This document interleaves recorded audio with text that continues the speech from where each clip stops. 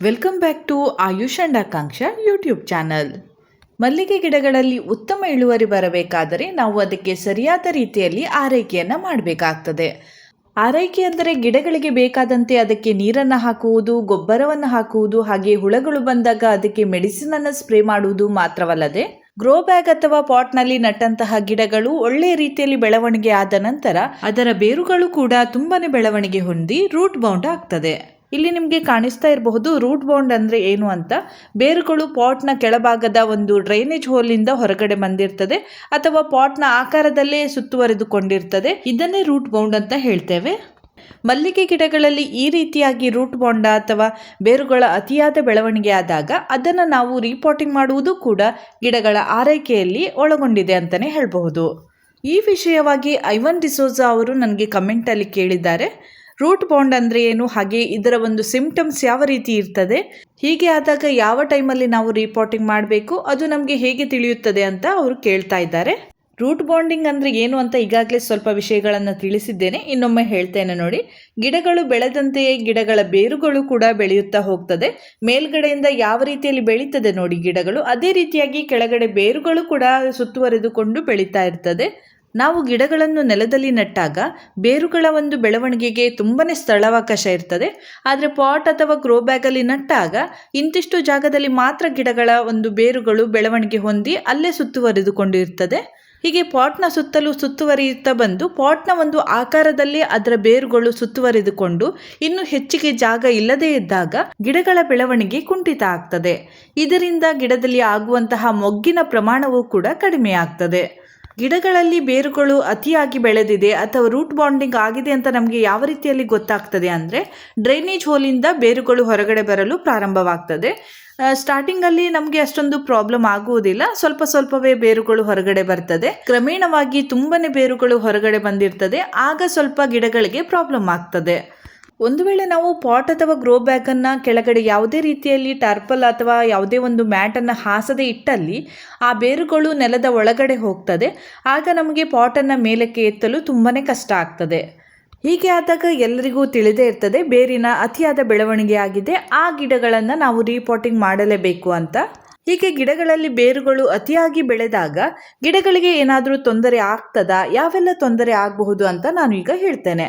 ನಾವು ಗಿಡಗಳಿಗೆ ನೀರನ್ನು ಹಾಕಿದಾಗ ಅದು ಕೂಡಲೇ ಡ್ರೈನೇಜ್ ಹೋಲಿಂದ ಹೊರಗಡೆ ಬರಲು ಪ್ರಾರಂಭವಾಗ್ತದೆ. ಅಂದರೆ ಡ್ರಾಪ್ ಆಗಿ ಬಂದರೆ ಯಾವುದೇ ತೊಂದರೆ ಇಲ್ಲ. ಡ್ರೈನೇಜ್ ಹೋಲಲ್ಲಿ ಅಥವಾ ನಾವು ಮಾಡಿದಂತಹ ರಂಧ್ರಗಳಲ್ಲಿ ಸರಾಗವಾಗಿ ನೀರು ಇಳಿದು ಹೋಗ್ತಾ ಇದೆ ಅಂತ ಇದ್ದಲ್ಲಿ ಆ ಗಿಡಗಳಲ್ಲಿ ಅತಿಯಾಗಿ ಬೇರುಗಳು ಬೆಳೆದಿದೆ ಅಂತ ಅರ್ಥ. ಅಂದರೆ ಮಣ್ಣಿಗಿಂತ ಬೇರುಗಳೇ ತುಂಬಾ ಜಾಸ್ತಿಯಾಗಿ ಬೆಳೆದಿದೆ, ಆಗ ಮಣ್ಣು ನೀರನ್ನು ಹೀರಿಕೊಳ್ಳುವುದಿಲ್ಲ, ಡೈರೆಕ್ಟಾಗಿ ಡ್ರೈನೇಜ್ ಹೋಲಿಂದ ಹೊರಗಡೆ ಹಾಕ್ತಾ ಇದೆ ಅಂತ ಅರ್ಥ. ಹಾಗೆ ನಾವು ನೀರನ್ನು ಹಾಕಿದ್ದು ಆ ಗಿಡಗಳಿಗೆ ತಾಗದೇ ಇದ್ದಾಗ ಮೇಲ್ಪದರದ ಮಣ್ಣು ಬೇಗನೆ ಡ್ರೈ ಆಗ್ತದೆ. ಅಂದರೆ ನಾವು ಬೆಳಗ್ಗೆ ನೀರನ್ನು ಹಾಕಿದರೆ ಸಂಜೆ ಒಳಗೆ ಮೇಲ್ಪದರದ ಮಣ್ಣು ತುಂಬಾ ಡ್ರೈ ಆಗ್ತದೆ. ಇದರಿಂದ ಬೆಳಗ್ಗೆ ನೀರನ್ನು ಹಾಕಿದ್ರೂ ಕೂಡ ಸಂಜೆಯ ಒಳಗೆ ಗಿಡಗಳು ತುಂಬಾ ಬಾಡಿ ಹೋದಂತೆ ಆಗ್ತದೆ. ಇದು ಒಂದು ರೂಟ್ ಬಾಂಡಿಂಗ್ನ ಲಕ್ಷಣ ಅಂತ ಹೇಳ್ಬಹುದು. ಇನ್ನು ಗಿಡಗಳಲ್ಲಿ ಚಿಗುರು ನಿಧಾನವಾಗಿ ಬರ್ತದೆ, ಅಂದರೆ ಸ್ವಲ್ಪ ಸ್ವಲ್ಪವೇ ಚಿಗುರು ಬರ್ತದೆ, ಅದು ಕೂಡ ಅಪರೂಪಕ್ಕೆ ಬರ್ತಾ ಇರ್ತದೆ. ಯಾಕಂದರೆ ಬೇರುಗಳು ಸರಿಯಾಗಿ ಬೆಳವಣಿಗೆ ಹೊಂದಲು ಅದಕ್ಕೆ ಜಾಗ ಇರುವುದಿಲ್ಲ. ಆ ರೀತಿಯಾದಾಗ ಗಿಡಗಳ ಬೆಳವಣಿಗೆಯ ಮೇಲೆ ಅದು ಪ್ರಭಾವವನ್ನು ಬೀರ್ತದೆ. ಆಗ ನಮ್ಮ ಗಿಡಗಳಲ್ಲಿ ಬೇರುಗಳು ಅತಿಯಾಗಿ ಬೆಳೆದಿದೆ ಅಂತ ನಾವು ತಿಳಿದುಕೊಳ್ಬೇಕಾಗ್ತದೆ. ಕೆಲವೊಮ್ಮೆ ಗಿಡಗಳಲ್ಲಿ ಅತಿಯಾಗಿ ಬೇರುಗಳು ಬೆಳೆಯುವುದರಿಂದ ಎಲೆಗಳು ಕೂಡ ಹಳದಿಯಾಗಲು ಪ್ರಾರಂಭವಾಗ್ತದೆ. ಯಾಕಂದರೆ ಗಿಡಗಳ ಬುಡದಲ್ಲಿ ಮಣ್ಣಿಗಿಂತ ಬೇರುಗಳೇ ಜಾಸ್ತಿ ಆಗಿರ್ತದೆ. ಆಗ ನಾವು ಗಿಡದ ಬುಡಕ್ಕೆ ಹಾಕಿದಂತಹ ಗೊಬ್ಬರದಲ್ಲಿ ಇರುವಂತಹ ಪೋಷಕಾಂಶಗಳು ಗಿಡಕ್ಕೆ ಸರಿಯಾಗಿ ಸೇರುವುದಿಲ್ಲ. ಆಗ ಗಿಡದ ಎಲೆಗಳೆಲ್ಲ ಹಳದಿ ಬಣ್ಣಕ್ಕೆ ಬರಲು ಪ್ರಾರಂಭವಾಗ್ತದೆ. ಕೆಲವೊಮ್ಮೆ ನಾವು ನಮ್ಮ ಗಿಡಗಳನ್ನು ಕಡಿಮೆ ಬೆಲೆಯ ಪಾಟ್ಗಳಲ್ಲಿ ನಟ್ಟಿರ್ತೇವೆ. ಆಗ ಒಳಗಡೆ ಬೇರುಗಳು ತುಂಬ ಬೆಳೆದು ನಂತರ ಆ ಪಾಟ್ಗಳು ಒಡೆದು ಹೋಗುವ ಚಾನ್ಸಸ್ ಕೂಡ ಇರ್ತದೆ. ಹಾಗೆ ಕೆಲವೊಮ್ಮೆ ಪಾಟ್ಗಳು ಸ್ವಲ್ಪ ಉಬ್ಬಿದಂತೆ ಕಾಣಿಸ್ತದೆ, ಕೆಲವೊಮ್ಮೆ ವಾಲಿದಂತೆ ಕಾಣಿಸ್ತದೆ. ಕ್ರಮೇಣವಾಗಿ ಆ ಪಾಟ್ಗಳು ಬಿರುಕು ಬಿಟ್ಟು ಒಡೆದು ಹೋಗುವ ಚಾನ್ಸಸ್ ಕೂಡ ಇರ್ತದೆ.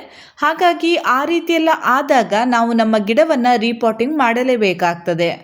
ನಾವು ಗಿಡಗಳನ್ನು ಚಿಕ್ಕ ಚಿಕ್ಕ ಪಾಟ್ಗಳಲ್ಲಿ ಗ್ರೋ ಬ್ಯಾಗಲ್ಲಿ ನಟ್ಟಿದ್ದರೆ ಸ್ವಲ್ಪ ದೊಡ್ಡ ಪಾಟ್ಗಳಲ್ಲಿ ಅಥವಾ ಗ್ರೋ ಬ್ಯಾಗಲ್ಲಿ ನಾವು ಗಿಡಗಳನ್ನು ರೀಪಾಟಿಂಗ್ ಮಾಡಬೇಕಾಗ್ತದೆ. ಒಂದು ವೇಳೆ ದೊಡ್ಡ ದೊಡ್ಡ ಪಾಟ್ಗಳಲ್ಲಿ ಅಥವಾ ಟಬ್ಗಳಲ್ಲಿ ನೀವು ಗಿಡವನ್ನು ನಟ್ಟಿದ್ದಲ್ಲಿ ಆ ಗಿಡವನ್ನು ಒಮ್ಮೆ ತೆಗೆದು ಬೇರುಗಳನ್ನು ಸ್ವಲ್ಪ ಸ್ವಲ್ಪ ಕತ್ತರಿಸಿ ನಂತರ ಅದೇ ಪಾಟ್ಗಳಲ್ಲಿ ನೀವು ರೀಪಾಟಿಂಗ್ ಮಾಡಬಹುದು.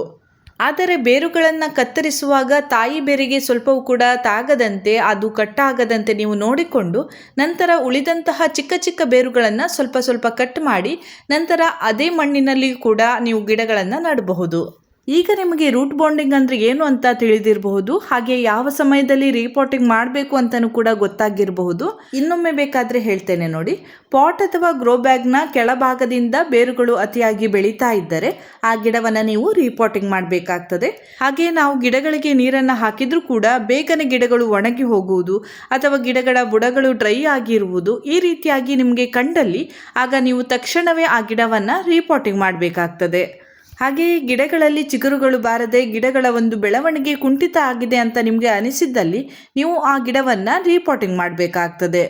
ಹಾಗೆ ಗಿಡಗಳ ಎಲೆಗಳು ತುಂಬಾ ಹಳದಿ ಆಗ್ತಾ ಇದ್ದಲ್ಲಿ ಆ ಗಿಡವನ್ನು ನೀವು ರೀಪಾಟಿಂಗ್ ಮಾಡಬೇಕಾಗ್ತದೆ.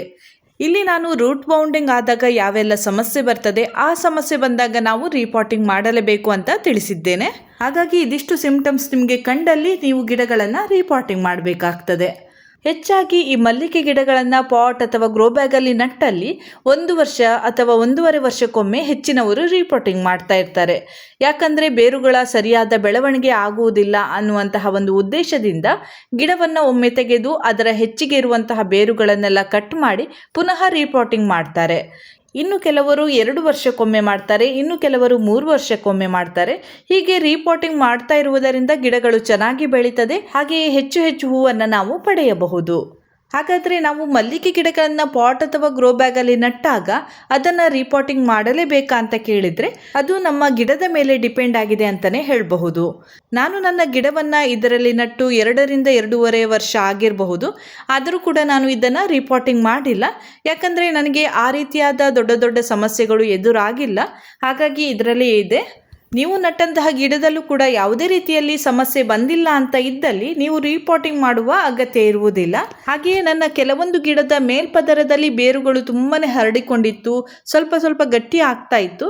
ಆಗ ನಾನು ಸರಿಯಾಗಿ ಆ ಮೇಲ್ಪದರವನ್ನು ಬಿಡಿಸಿಕೊಂಡೆ. ಅದರ ನಂತರ ಚೆನ್ನಾಗಿ ಗಿಡಗಳು ಚಿಗುರು ಬಂದು ಒಳ್ಳೆಯ ರೀತಿಯಲ್ಲಿ ಬೆಳೀತಾ ಇದೆ.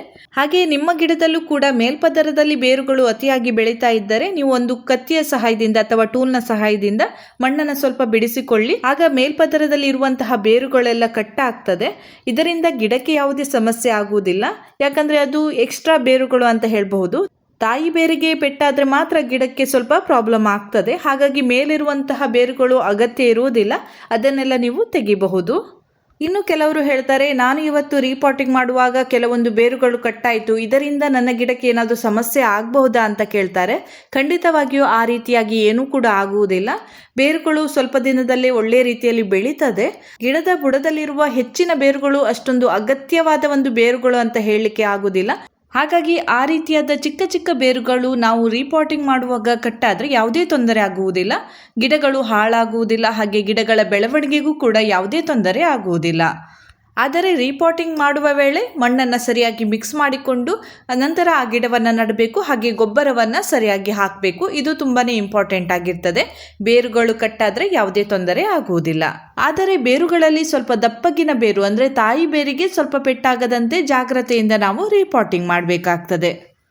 ಇಂದಿನ ಈ ವಿಡಿಯೋದಲ್ಲಿ ರೂಟ್ ಬೌಂಡಿಂಗ್ ಅಂದರೆ ಏನು, ಹಾಗೆ ಅದನ್ನು ನಾವು ಯಾವ ರೀತಿಯಲ್ಲಿ ಗುರುತಿಸಬಹುದು, ಹಾಗೆಯೇ ಯಾವೆಲ್ಲ ಸಮಯದಲ್ಲಿ ನಾವು ರೀಪಾಟಿಂಗನ್ನು ಮಾಡಬೇಕು, ಈ ಎಲ್ಲ ವಿಷಯಗಳ ಬಗ್ಗೆ ನನಗೆ ತಿಳಿದಷ್ಟು ಮಾಹಿತಿಯನ್ನು ನೀಡಿದ್ದೇನೆ. ಇಲ್ಲಿಗೆ ಇಂದಿನ ಈ ವಿಡಿಯೋವನ್ನು ನಾನು ಮುಗಿಸ್ತಾ ಇದ್ದೇನೆ. ಮುಂದಿನ ವಿಡಿಯೋದೊಂದಿಗೆ ಮತ್ತೆ ಭೇಟಿ ಆಗ್ತೇನೆ. ನನ್ನ ಈ ವಿಡಿಯೋ ಇಷ್ಟ ಆದರೆ ಲೈಕ್ ಮಾಡಿ, ಶೇರ್ ಮಾಡಿ, ಹಾಗೆಯೇ ಸಬ್ಸ್ಕ್ರೈಬ್ ಮಾಡೋದನ್ನು ಮರಿಬೇಡಿ.